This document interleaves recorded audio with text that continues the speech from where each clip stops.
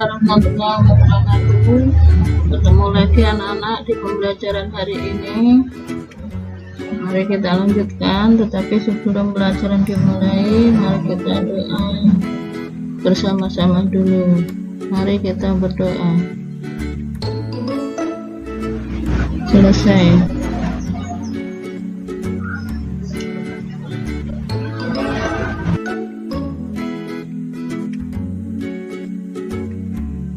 Pertemuan hari ini kita tetap di tema 2, yaitu persatuan dalam perbedaan. Subtema 3, bersatu kita teguh, pembelajaran 1 dan 2.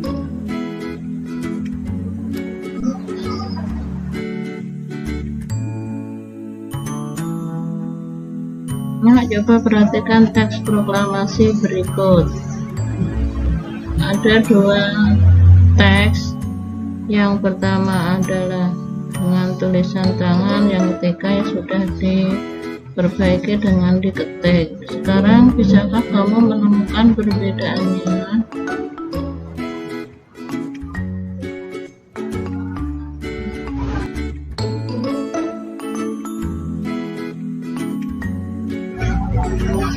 BM Diah dan naskah asli proklamasi.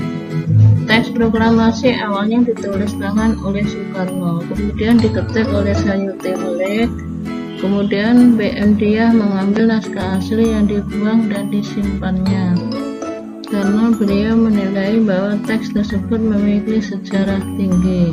Naskah asli yang disimpan BM Diah selama 46 tahun 9 bulan 19 hari, kemudian dikembalikan kepada bangsa Indonesia. Beliau membawa naskah asli pada Selasa pagi 19 Mei 1992 pukul 10.30. Naskah diserahkan melalui Presiden Soeharto, kemudian disimpan oleh Arsip Nasional atas anjuran Soeharto.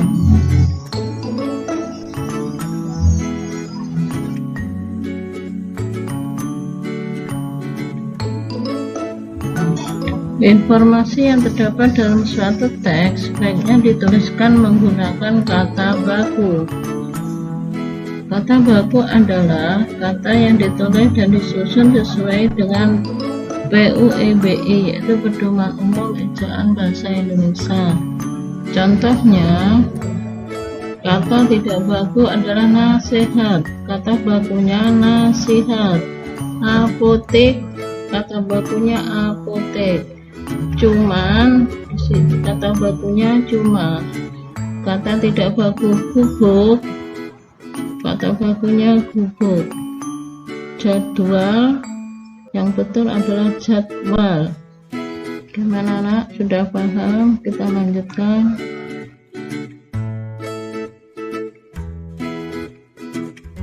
Ayo kita mengamati.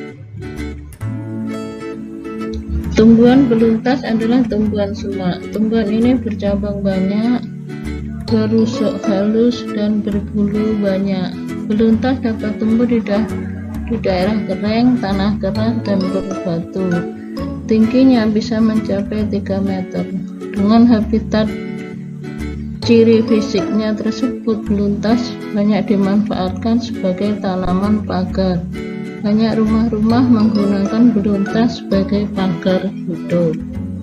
Kita lanjutkan.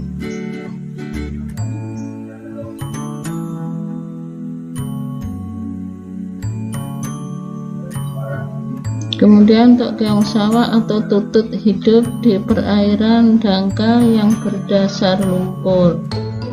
Keong sawah banyak hidup di sawah, rawa-rawa, pinggir danau, dan pinggir sungai kecil. Keong sawah berguna untuk membersihkan lumut di kolam ikan. Keong membersihkan lumut atau rumput yang biasanya tumbuh mengembang di atas air.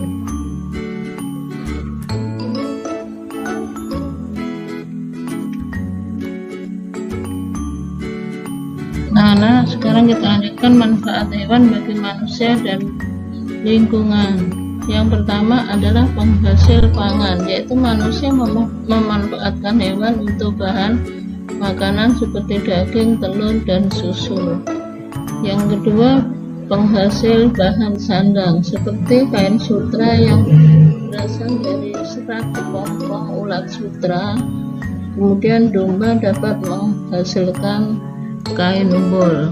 Selanjutnya penghasil bahan kerajinan. Kulit sapi dan kerbau dimanfaatkan sebagai bahan pembuatan wayang kulit. Kemudian bulu angsa dimanfaatkan untuk membuat kop. Selanjutnya penghasil pupuk organik dan tenaga. Kotoran berbagai jenis hewan seperti sapi dan kambing dapat digunakan sebagai bahan pembuatan pupuk organik yang baik dan tidak membahayakan bagi lingkungan. Kemudian untuk kuda bisa dimanfaatkan tenaganya untuk mengangkut barang.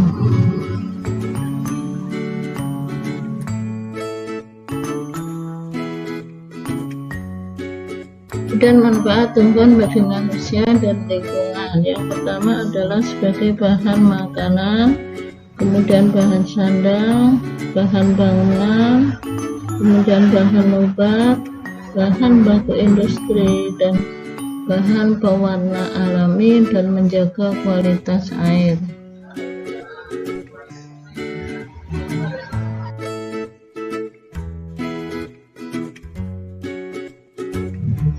Manfaat kemerdekaan bagi kesejahteraan bangsa Indonesia.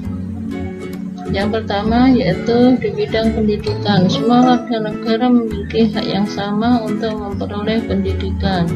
Pendidikan yang layak merupakan tujuan bangsa sebagaimana tercantum di dalam pembukaan Undang-Undang Dasar 45 alinea keempat, yaitu mencerdaskan kehidupan bangsa. Di bidang perekonomian, di masa penjajahan rakyat tidak bisa bebas melakukan kegiatan ekonominya. Namun saat kemerdekaan diraih, rakyat Indonesia bebas melakukan kegiatan ekonominya untuk meningkatkan kesejahteraan hidupnya masing-masing. Yang ketiga, di bidang sosial. Setelah proklamasi kemerdekaan, setiap rakyat Indonesia memiliki hak dan kewajiban yang sama. Meningkatkan kesejahteraan rakyat adalah tanggung jawab pemerintah, namun warga negara dapat ikut serta meningkatkan kesejahteraan dan masyarakat sekitar.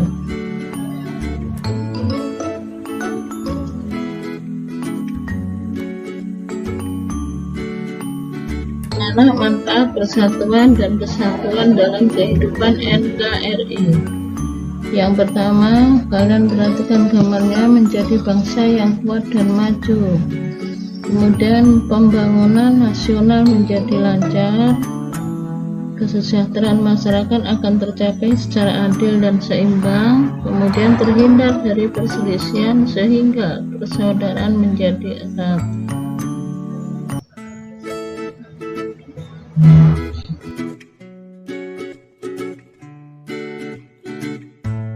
Anak kita lanjutkan, yaitu pola lantai dalam gerakan tari.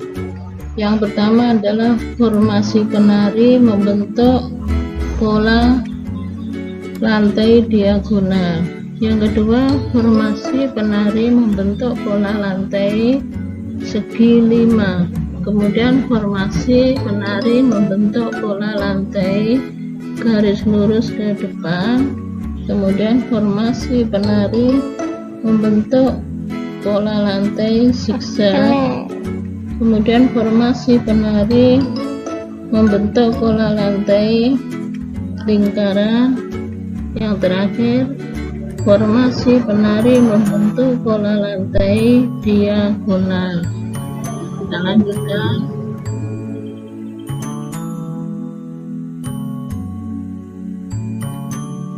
Tak sampailah ke tugas mandiri. Di sini ada 5 soal, kalian baca dan kalian kerjakan. Selamat mengerjakan.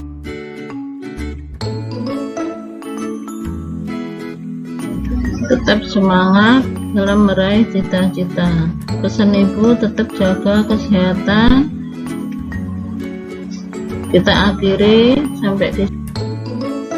Assalamualaikum warahmatullahi wabarakatuh. Thank you.